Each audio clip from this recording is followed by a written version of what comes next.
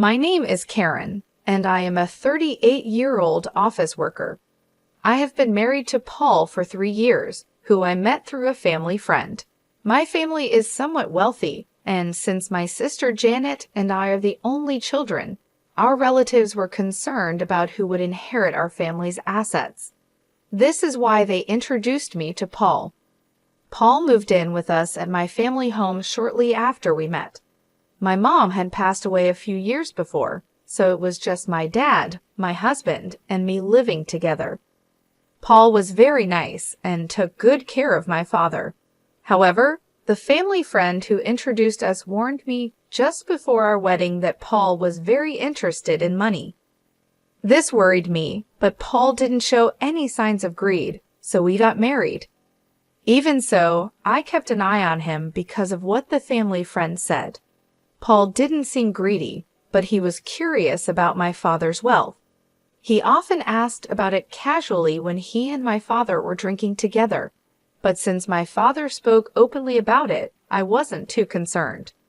Paul also took an interest in my sister Janet, who is 6 years younger than me and very lively and outgoing, unlike my calm nature. Janet has flashy relationships with men and looks quite different from me, which surprised Paul when he first saw her. Watching Paul be fascinated by Janet, who was so different from me, made me feel uneasy. One day, when Paul found out I couldn't inherit my father's estate, he yelled at me, "You can't inherit the property.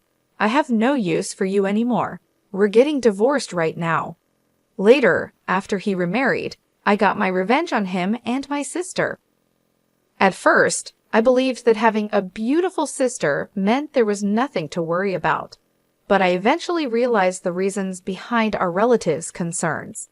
My father doted on my sister, providing her with every opportunity, including the chance to attend both college and community college after graduating. However, my sister lacked a clear purpose for her education. She seemed mainly interested in avoiding work. Our mother tried to encourage her to get a job immediately after her first college graduation, but my father supported her decision to continue her education at community college. After completing her studies there, she secured a position at a company owned by one of my father's acquaintances. This job, however, lasted only 6 months.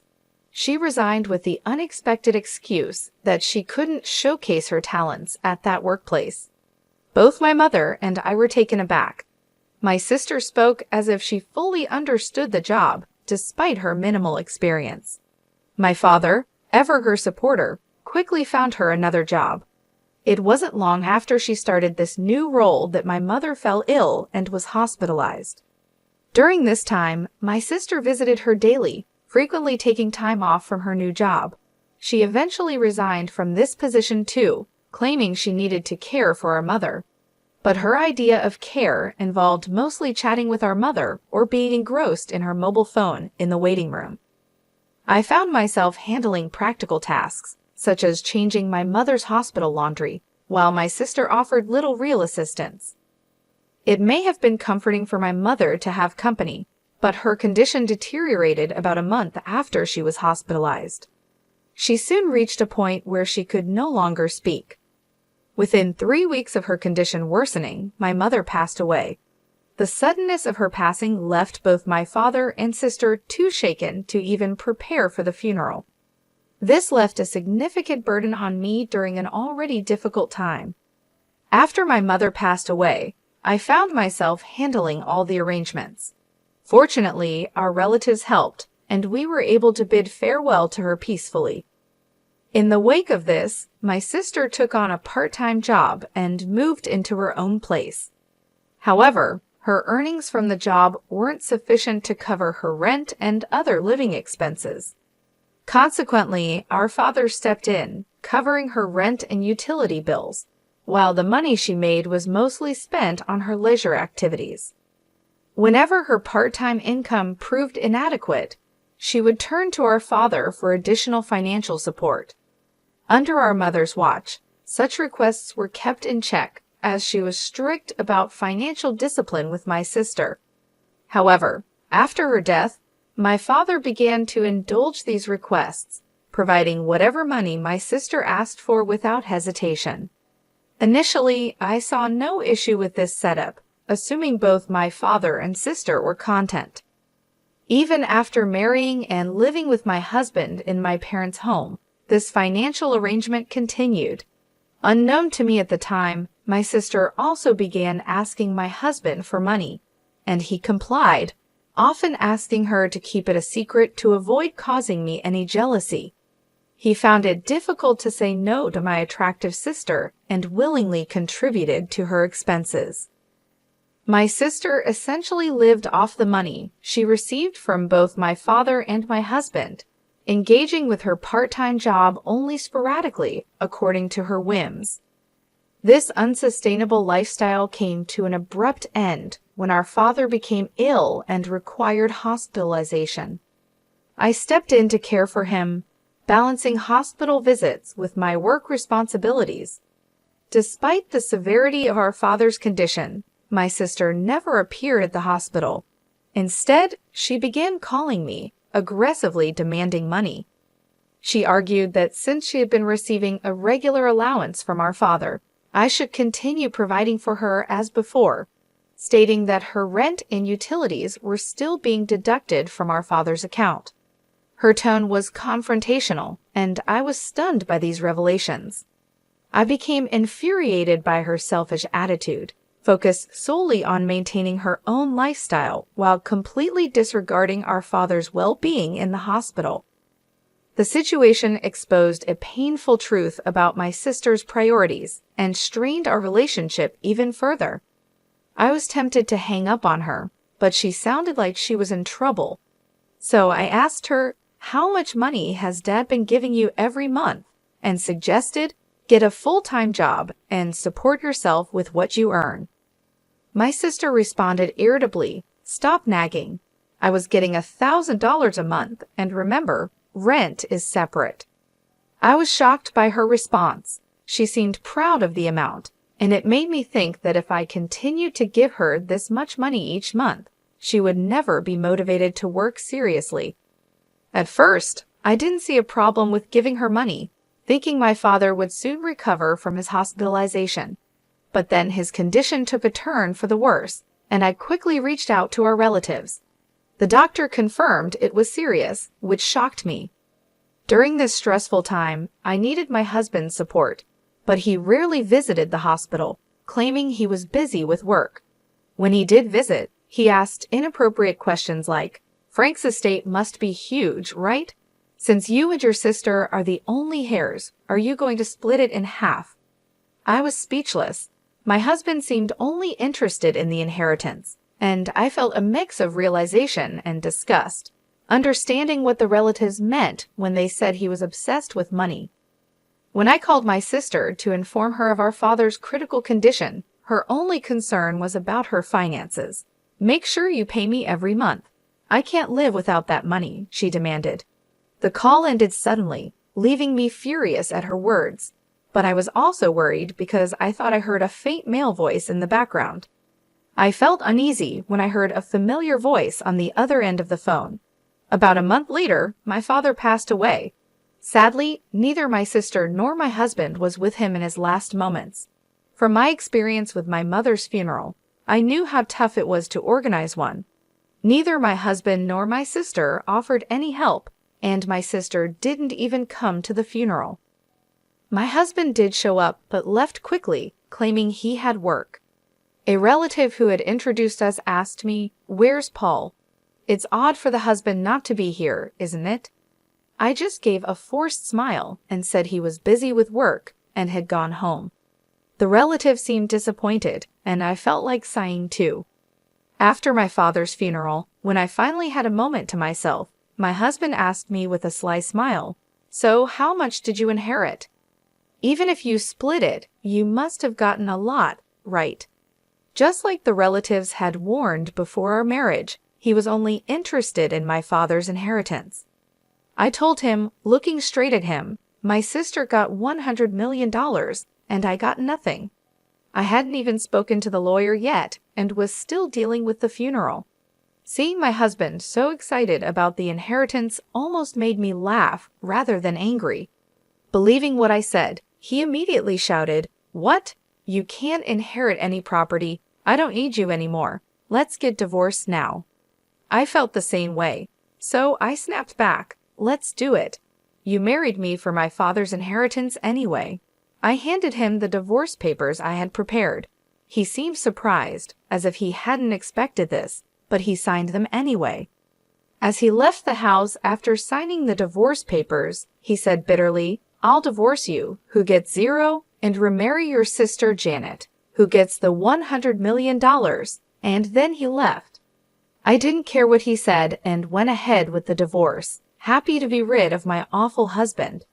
It seemed like he started trying to marry my sister the very next day. A few days later, he called me, demanding, "Do you still believe that story? When will you sort out the inheritance? Hurry up and give Janet the $100 million dollars." He shouted this over the phone.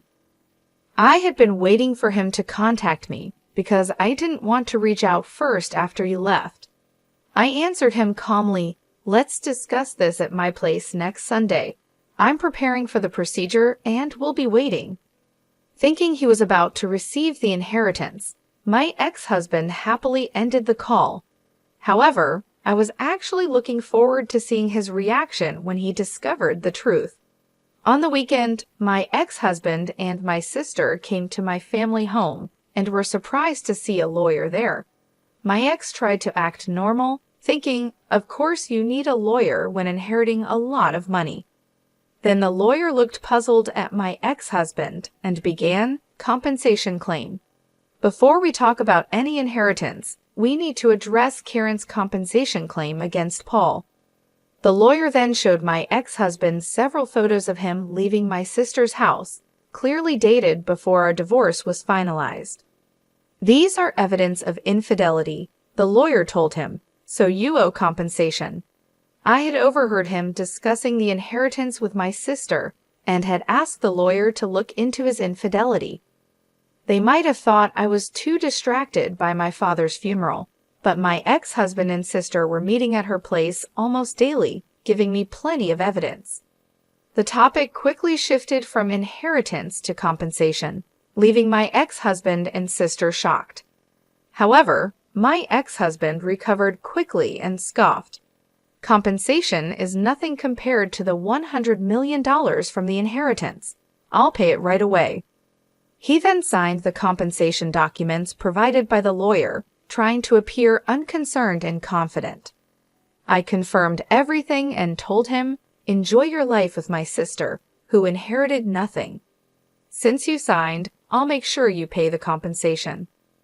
When they heard there was no inheritance, my sister screamed in shock, and her husband turned bright red, angrily saying, "There's no way the inheritance is 0. I won't let you take it all for yourself." The lawyer then calmly began to explain to the furious couple, "Janet is technically the stepdaughter of your late mother and was not legally adopted by your late father.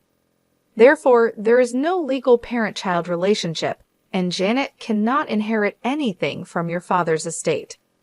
I'd also explained to my confused sister about our family history. "When our parents remarried, Janet, you were about a year old, so you probably don't remember. But I do. I was 8 years old when our parents remarried, and I was happy to suddenly have a sister. I never imagined that sister would end up taking my husband. Our parents had each had children from previous relationships, and someone thought it best for them to remarry. My mother treated me as if I were her own daughter, and my father was very fond of my sister. Maybe because she wasn't his biological daughter, he spoiled her a bit extra, wanting to make sure she felt loved. Although both our parents had children from previous marriages, my mother, who was suspected by some relatives of targeting our wealthy family's assets, refused to legally adopt my sister. The relatives only suggested marriage proposals for me because they knew I was the only one who could legally inherit my father's property. If our parents had had a child together, it might have made things even more complicated, but fortunately or unfortunately, they never did. Now, I understand why my father continued to support my sister financially. Even after she grew up, he couldn't leave her any inheritance. I never legally adopted my mother, so legally, we weren't parent and child. But that never mattered in how we lived every day. It turns out that my parents had never explained to my sister that they were both previously married before they got together. She only learned this truth today. When my ex-husband realized the situation, his face quickly changed from bright red to pale blue. He had not only failed to secure any inheritance from my sister, but had also signed a document obligating him to pay compensation. Looking visibly shocked, my ex-husband asked me, "Was what you said about my sister getting $100 million and me getting nothing a lie?" I struggled to hold back my laughter and replied, "Of course, it was a lie. I said it to get back at you for cheating on me. Plus, there's no such thing as a bankrupt estate worth $100 million.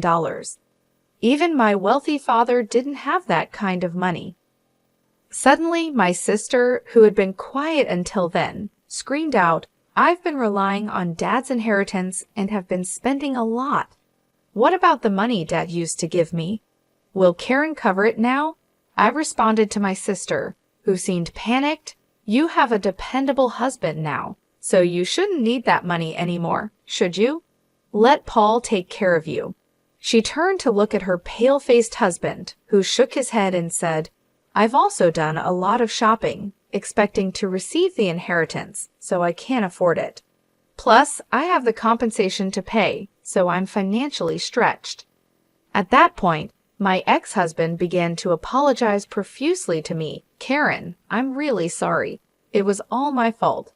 Will you forgive me and consider starting over?" Watching this scene, the lawyer had to stifle his laughter as he prepared to leave. The confidence and arrogance my ex-husband had shown upon arriving had completely evaporated, and his deep apologies now seemed utterly absurd. After we finished our discussion, my ex-husband and my sister left the house looking defeated, and not long after, they divorced. My ex-husband, who had remarried with the intention of gaining an inheritance, suddenly found himself without interest in my sister once the prospect of money was gone. He even muttered to himself that, with the compensation payments he owed me, he couldn't possibly support my sister. With no assets to his name, it was decided that he would pay the compensation in installments from his monthly paycheck. The lawyer recommended this method as the most practical solution under the circumstances. After my father's passing, the consequences of his indulgent support became painfully apparent. My sister, who had grown accustomed to financial support from our father, found herself in an unenviable position. She was compelled to work part-time jobs, which barely paid enough to cover her daily expenses, let alone the mounting debts that loomed over her. Despite her efforts, the financial burden proved too heavy.